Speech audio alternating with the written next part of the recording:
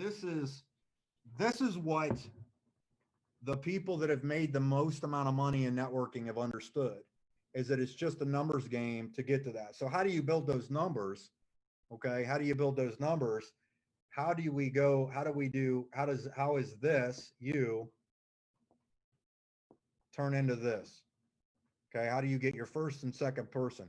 Because going back to the basics is something that you always have to stay on. You always have to stay on this because everything starts. You build a building, you know, you eat an elephant one bite at a time. You build a building one brick at a time. And what this is, what I've come to realize, no matter what, it has never, ever, ever, ever, ever failed that if I can get a minimum of 100 people, if my goal is to know that I got 100 people to watch a presentation, I don't care what it was, how good it was, how long it was, how short it was, whatever, that I knew that there was a thing they called the law of 100. Okay, the law of 100.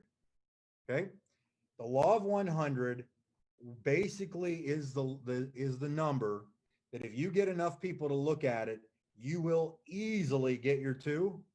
And in most cases, most people see between a 5 and 20% minimum percentage.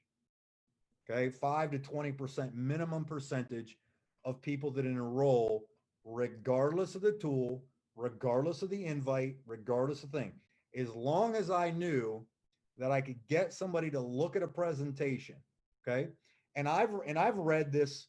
I don't know how many times I've read it in very popular, very big, very well-renowned New York Times best-selling books on sales and so on. They all talk about the law of 100.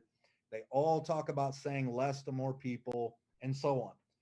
The thing is this 100 right here can be intimidating a lot of times.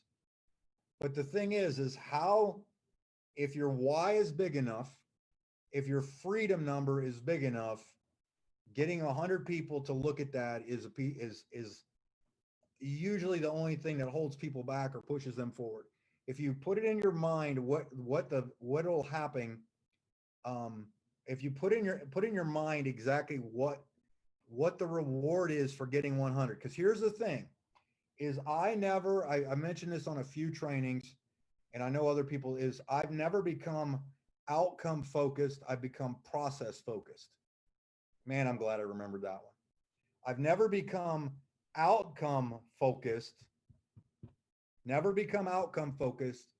always become process focused. And when you can become process focused, outcomes easily happen.